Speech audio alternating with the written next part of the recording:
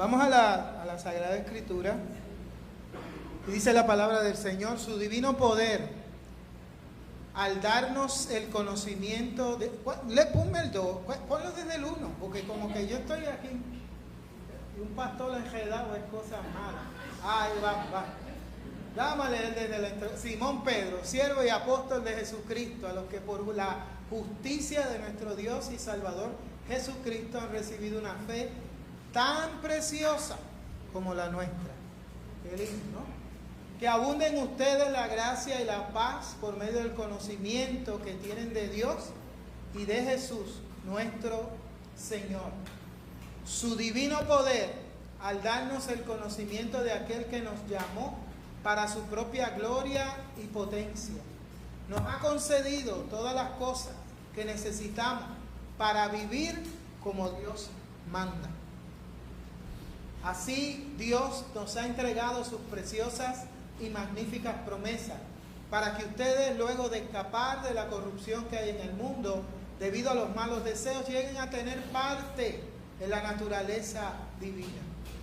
Precisamente por eso, esfuércense por añadir a su fe virtud, a su virtud entendimiento, al entendimiento dominio propio, al dominio propio constancia, a la constancia devoción a Dios, a la devoción a Dios afecto fraternal y al afecto fraternal amor. Porque estas cualidades, si abundan en ustedes, les harán crecer en el conocimiento de nuestro Señor Jesucristo y evitarán que sean inútiles e improductivos. Oye, siempre como que, ¿verdad? Te rizó ahí. Padre, Dios del cielo, estamos ante tu divina presencia y te agradecemos, Padre Santo, que nos permites reflexionar en tu palabra. Nos quieres productivos, nos quieres altamente útiles. Y para eso aconseja al corazón, a lo profundo de nuestro ser, que podamos desarrollarnos, crecer en la fe, añadiendo cosas maravillosas que resulten en bendición para nuestras vidas, bendiciendo a otros. Permite, Señor, que podamos reflexionar en tu palabra. En el nombre de Jesús. Amén y amén. Me gusta este escrito en la epístola de segunda de Pedro, porque él está haciendo una lista de sugerencias en áreas en las que tenemos que crecer. Porque el cristiano, cuando decide seguir a Cristo, se coloca en una posición de desarrollo constante, de crecimiento continuo. A veces damos por hecho que porque tomé una decisión por Cristo,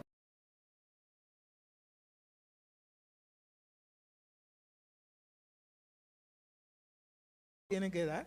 Ese es el primero de las muchas bendiciones que el Señor le va a ofrecer. El que está en Cristo, dice Pablo en Corintios, nueva criatura es, las cosas viejas pasaron, pero dice, he aquí todas son hechas nuevas. Así que se pone de cara a que sucedan cosas y sigan sucediendo cosas. Yo no sé si usted recuerda el momento en que su corazón se tornó, se inquietó, se volcó a buscar del Señor. Que usted dijo, hay un Dios, yo tengo que buscar más de Él. Y encuentra que ese Dios le está correspondiendo en Cristo Jesús. ¿Qué momento especial? ¿Cuántos recuerdan eso?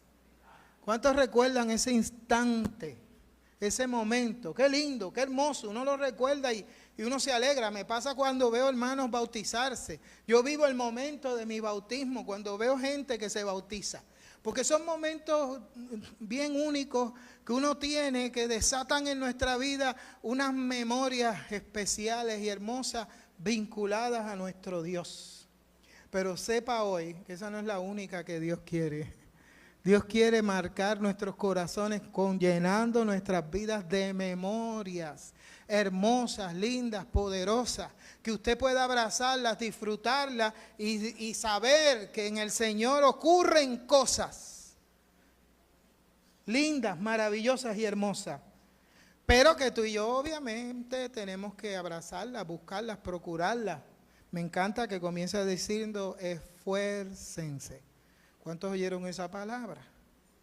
¿Cuántos pueden decir amén a esa palabra? Sí, porque volvemos, siempre estamos como con la condición de venir a recibir, a sentarnos a como que me dan, como si estuviéramos en trulla en Navidad, ¿verdad? Que uno pasa por la mesa a ver qué hay, entonces ¿qué me ofrecen? ¿No? Y apenas hemos cantado 2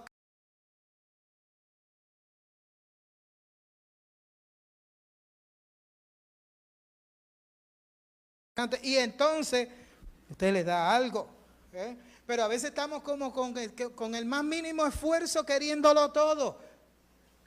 Y vuelvo, no lo merecemos nada por más que nos esforcemos, pero Dios en su gracia, en su misericordia, en su divino poder nos quiere bendecir, nos quiere dar, ¿ok? Así que no se pasa trabajo, pero sí tiene que haber un alto compromiso de hacer nuestra parte, de esforzarnos, de procurar. Y yo quiero darle 3 recomendaciones básicas, especialmente a aquellos hermanitos, hermanas que se bautizaron hoy, pero que nos funcionan a toda la iglesia. Usted no diga, bueno, le va a hablar a los 5 que se bautizaron, nos vemos el domingo que viene. No, quédese ahí, no se vaya, porque usted va a beneficiarse de esto. Y el primer paso para nosotros desarrollar la fe en toda esa cadena hermosa que nos enumera la segunda epístola de Pedro, es que usted tenga claro que el fundamento es Jesús y su mensaje, lo que Él vivió y lo que Él enseñó. Jesús, cuando dio la gran comisión a la iglesia, dijo: id por todo el mundo, predicar el evangelio, enseñándoles que guarden todas las cosas. Y ese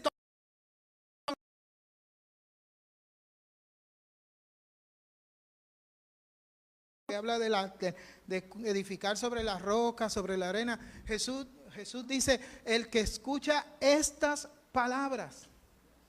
Interesante, no dice el que escucha la palabra, porque no se está refiriendo a la escritura, se está refiriendo a la palabra que Él está dando. Muy distinto. Una cosa es la escritura, que en el tiempo de Jesús solamente estaba conformado el Antiguo Testamento, lo que conocemos hoy como Antiguo Testamento. El Nuevo Testamento no había surgido porque apenas Jesús está predicando de parte.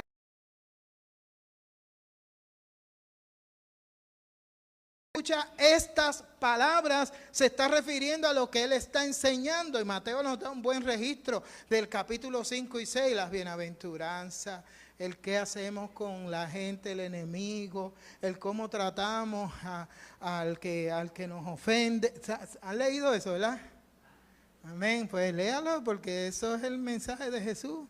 Cuando empieza a hablar del reino de los cielos, de eso es que se conforma, ¿ok? Que al que te pida, aleluya, y te dice,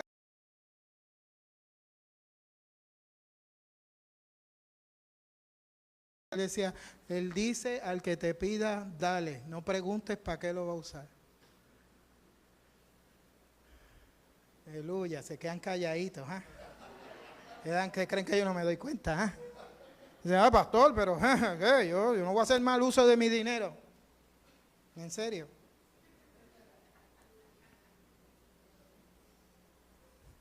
Trabajé 16 años con adictos crónicos de heroína, todavía trabajo y trato de hacer algo. Muy difícil sus vidas, muy difícil la batalla contra una adicción. Cuando piden $1, quizás usted puede estar totalmente seguro que es para usarlo en droga, pero qué triste que ellos saben que es para eso. Qué lucha, especialmente en la mujer que está atrapada en la adicción, que a veces tiene que vender su cuerpo para conseguir ese peso. ¿Se da cuenta por qué yo doy $1? Por compasión, por misericordia, por sembrar un poco de esperanza y diciéndole a esa gente: aún de tu lucha, de tus desaciertos, Dios se acuerda de ti. Para mí darle $1 a esa gente tiene mucho significado, porque son gente que luchan duro para levantarse. Jesús no hubiera tenido ningún problema de apoyarlos, de levantarlos, de darles, de ayudarlos, no de facilitarles su adicción, pero de entender su problema y provocar algún tipo de acción que los pudiera ayudar a cambiar y a salir de eso. Así que cuando miramos el mensaje de Jesús, sumamente importante, porque Jesús lo que está haciendo es reinterpretando el cómo se leía la Escritura, ese Antiguo Testamento, cómo los religiosos lo leían y lo interpretaban. Y para esos religiosos, donde había pecado, ellos ponían piedra. Donde había faltas, ponían muerte. Ese era su diseño, esa era su interpretación. Bien riguroso, bien exageradamente riguroso, una carga terrible. Y Jesús viene a cambiar todo eso, tanto que su primer milagro, según lo registra el Evangelio de Juan, es convertir las aguas en vino. No se me mande. Ese pastor, ¿qué está? Mire, las aguas que se utilizaban eran para rituales, ceremoniales. De estos rituales que a veces la gente se llena de rituales y tratan las cosas tan sagradas que las idolatran. Mire, cuando este altar que usted ve aquí, en un tiempo estuvo allá, por eso es que el bautisterio está allá. Y en ese tiempo, al principio que yo empecé a pastorear, había como unos balaustres, unas maderitas así, que cuando usted se arrodillaba podía poner las manitas ahí y oraba. Pero ya estaba añejado. Usted sabe que los años pasan, pesan y pisan hasta aún las cosas. Entonces la gente, no, y yo decía, mira, vamos a eliminar eso, damos más espacio. Antes solamente había un piano en el altar, ahora mire para allá todos los instrumentos, gloria a Dios, que hay gente, son joqueros, pero Dios los bendice como quiera. Vamos. No, mira la pastora defendiendo. No, mi amor, cálmate, eso fue una broma. Y ella dice, no, somos rockeros. No, está bien, tranquila, mi amor. Son músicos. Gloria a Dios. Nada, yo le digo a los hermanos de la Junta, hermano, vamos a sacar eso para la Junta. No, es que eso lo puso el misionero en el 1900. Hello.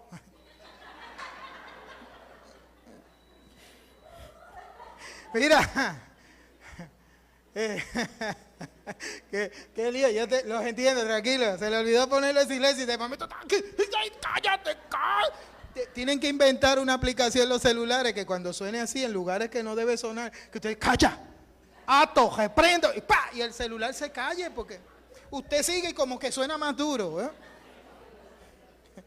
El problema de este pastor que se pierde por donde yo iba. Hoy sacar los balaustres, entonces los hermanos, no, que eso es sagrado, que eso es santo, que eso lo hizo el misionero. Y yo le digo, mire, yo conozco a ese misionero personalmente, y yo sé que si yo le escribo y le digo que vamos a sacar eso para extender el altar y ponerlo más cómodo, él va a decir que lo hagan.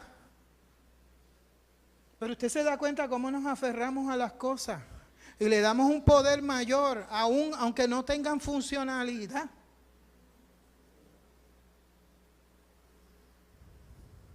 ¿Usted se fija? Pues la ceremonia, los ritos, el manejo de la religiosidad en el tiempo de Jesús estaba montada en eso. Por eso es que usted ve que quienes mataron a Jesús, quienes conspiraron para su muerte, los religiosos. Una vez un pastor me decía, no, las iglesias para que crezcan lo que tienen que hacer es orar, leer la Biblia, asistir a la iglesia y ofrendar. Y yo le digo, eso lo hacían los fariseos, los escribas, los religiosos de la época de Jesús y mataron a Jesús. Lo que necesitan es empezar a leer la Biblia y un acercamiento a la Biblia con el corazón de compasión, misericordia y amor con el que Jesús se acercó a la Escritura. Y Jesús eso lo impugnó muchas veces porque eso no lo veía. En montones de ocasiones Él le decía a la gente, vayan y aprendan lo que quiere decir misericordia quiero y no sacrificio. ¿Se acuerdan de ese texto? En otro momento dice, oíste que fue dicho, mas yo os digo. Está reinterpretando. Está dando una línea distinta, más profunda y elevada de cómo debemos acercarnos a la Escritura. Porque nos dan un pensamiento cosificado, definido de cómo vemos la Biblia Y lo que nos están haciendo es quitándonos la vida. Jesús le decía a la gente en aquel tiempo, ¿ustedes les parece que la Biblia hablan de la vida? Ellas dan testimonio de mí. Y no se dan cuenta que es Él. Usted se fija lo que le estoy diciendo. Asegúrese que cuando usted estudie la Escritura, sepa que entre el Antiguo y Nuevo Testamento hay una persona y es Jesús, dándonos una pauta elevada de cómo debemos acercarnos a la Escritura, de cómo debemos entender. Y es su palabra la que nos abre el entendimiento para ir a la palabra y verla diferente. Por eso es que le traen la mujer adúltera, la tiran al frente, le dicen, la sorprendimos en el acto mismo del adulterio, tienen que apedrearla. Y Jesús, como si no supiera Biblia, esta gente se creen que no sabe Biblia, Jesús dice, no, si hay otras opciones. David pecó con el mismo pecado de adulterio que alegadamente acusan a esta mujer. Y hubo otra opción, no fue piedra, hubo perdón. Por eso escribió el Salmo 51, ten piedad de mí, oh Dios, conforme a tus misericordias, borra mis rebeliones. ¿Usted se da cuenta? Así que Jesús nos posiciona distinto a mirar la Escritura, a leerla con responsabilidad, con profundidad, desde el marco de la voluntad de Dios. No desde las percepciones, prejuicios. Si usted hace eso, se levanta odio, se levantan contiendas, se levantan pleitos y se puede llegar a la muerte, tristemente. Tristemente. Tristemente. Pero Jesús no solamente nos dio una pauta de interpretar la Escritura, nos dio una pauta de interpretar la vida misma. Jesús no solamente nos está abriendo los ojos para que leamos la Biblia, nos está abriendo los ojos para que veamos qué es la vida que viene de Él. Un Dios que anima la vida. Jesús decía, yo he venido para que tengan vida y vida en abundancia. Así que primera pauta para seguir creciendo y añadiendo nuestra fe, virtud, a todas esas cosas hermosas que dice Pedro, es que mire a Jesús como centro básico de interpretación de Biblia y de interpretación de la vida misma. Que sea lo que nos orienta, que sea lo que nos guía, que sea lo que nos llena de prudencia, de ser útiles para poder bendecir a otros. Que ahí viene mi segunda recomendación. Llénese del Espíritu Santo de Dios. Ese Espíritu que nos posiciona para resistir el mal y vivir el bien para bendecir a otros. ¿Usted no se ha dado cuenta que el fruto del Espíritu en Gálatas, según lo describe Pablo, está enfocado a las relaciones interpersonales? De hecho, él describe primero los vicios de la carne, los deseos de la carne. ¿Y cuáles son? Enemistad, pleito, celos, contienda, envidia, disensiones. ¿Verdad que sí? ¿Las han leído? Amén. Eso esto es relacional. Hay gente que pelea solo y se envidian a sí mismos, porque eso es ya otra. Pero la mayoría de estas cosas que se mencionan son relacional. Son relacional. Entonces el fruto del Espíritu, ¿qué debe producir? Paciencia, benignidad, bondad, fe, mansedumbre, templanza. Eso es relacional. Dígame cuánta paciencia usted, aleluya, no testifique, solo piense, no me diga nada. Solo piénselo, porque si me dice. A veces necesitamos paciencia con los demás, tolerancia, templanza, mansedumbre. Pero meramente no piense en su esposo o su esposa. Aleluya. Vamos, no te hagas. No piense en tus hijos. ¿Cuántas cosas tenemos que vivir donde somos impactados por el mal y vemos cosas que decimos esto no es justo?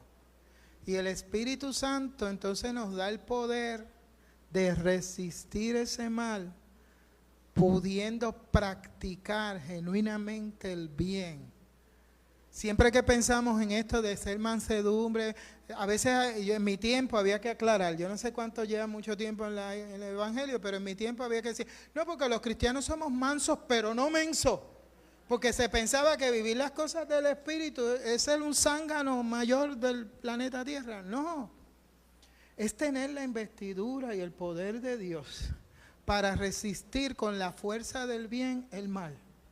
Que no seamos vencidos de lo malo, sino que con el bien podamos vencer el mal. Y hemos venido hablando de esto. Y parece que hay que seguir insistiendo, porque la teología, el estudio de la palabra y la concepción de la Escritura está restada en la mente y la conciencia de mucha gente. Entonces, acá, mire, lo voy a decir así. Yo estoy reflexionando mucho en el asunto del discipulado, el discipulado que necesitan las iglesias. Y a veces pues decimos, no, porque discipulado es un programa que desarrolla líderes. Eso lo hacen las empresas y lo hacen muy bien. Que desarrollen mayordomía, eso lo hacen otras sectas religiosas y lo hacen muy bien.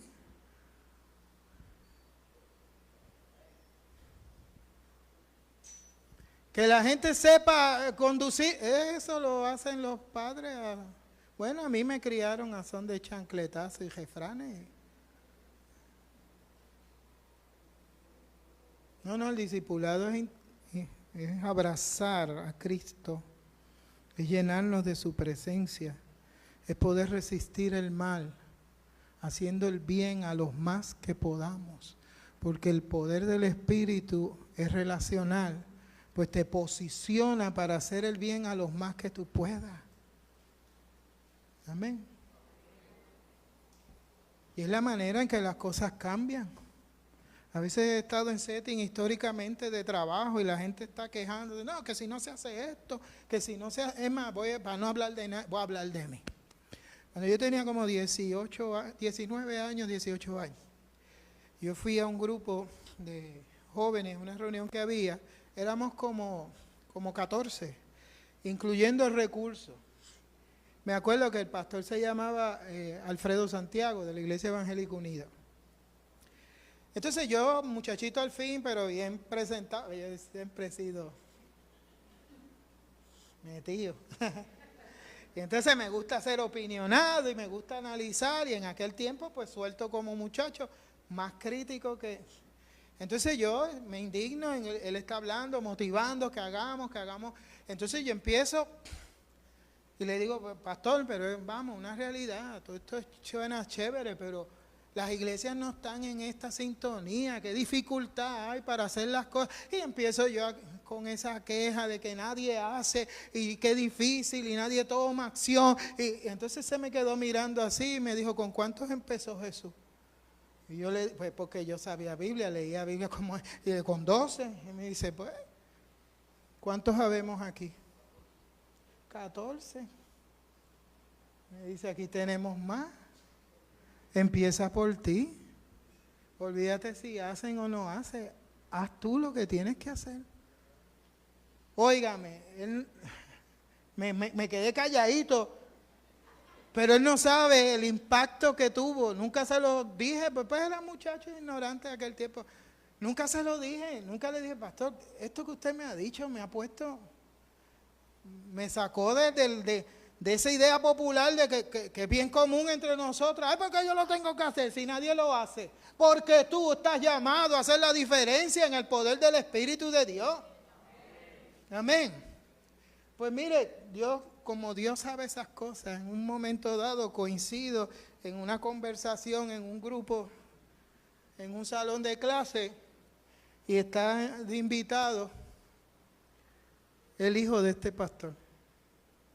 Y estamos hablando y dialogando de los desafíos que tiene la iglesia y de la necesidad de que haya gente que se lance. Óigame, ahí sí yo no perdí tiempo. Y lo miro y le digo, ¿tú eres el hijo de Alfredo Santiago? Y me dice, sí. Y le cuento esto mismo que le conté a ustedes. Tu padre marcó mi vida para hacer la diferencia. Y te lo tengo que agradecer a ti porque él no está.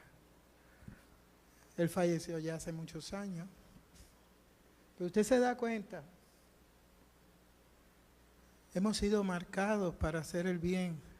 Podemos marcar a otros. Déjese usar. Hermanos que se bautizaron recientemente, déjense usar por el Señor. Déjense usar. Se crece sirviendo. Se crece haciendo, aceptando desafíos y retos, aunque nadie lo haga y nadie vaya, hágalo usted. Para la gloria del Señor. Amén. Tercera y última, que ahora, mira, no tengo gelo. ¿Qué problema ustedes tienen?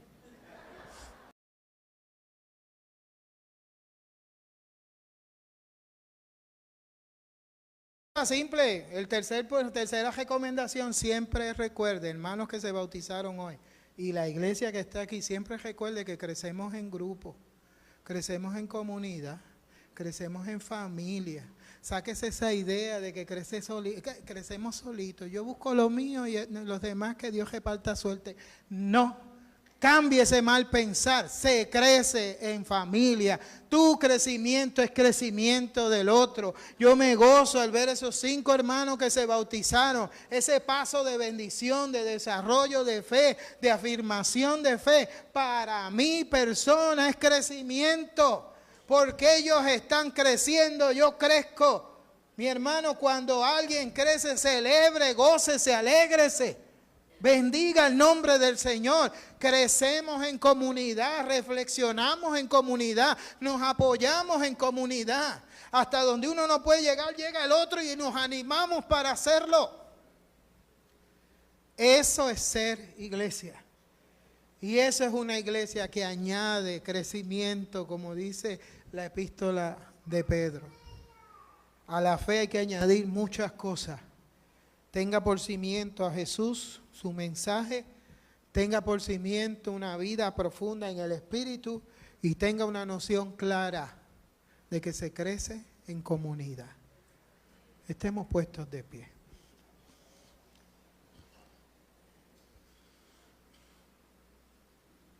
Yo le voy a pedir a los que se bautizaron, yo sé que algunos son bien tímidos, pero yo no. Pasen aquí al frente, no sean tímidos, vengan para acá. Mire, este es uno de los cuatristas puertorriqueños, échale.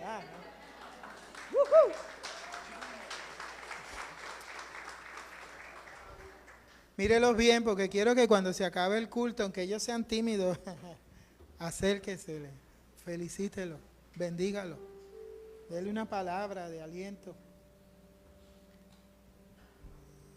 Son iglesias, son parte de su iglesia. Mírelo, son gente que ama al Señor y quiere crecer. Y esta iglesia los ha bendecido, cada uno de ustedes. Ellos se han sentido acogidos, a gusto, crecidos aquí. Así que cuando se acabe el culto, por favor, no deje que se escapen sin un saludo suyo. Prepárense. Padre, bendícelos en tu gracia, en tu poder. Bendícelos en la misericordia de tu Espíritu. Permite que puedan aferrarse a ti como fundamento. Que puedan, Señor, aferrarse a ti, a tu Espíritu. Y que puedan crecer en una noción de grupo, de familia. Te lo pido, Dios, en el nombre de Jesús. Amén.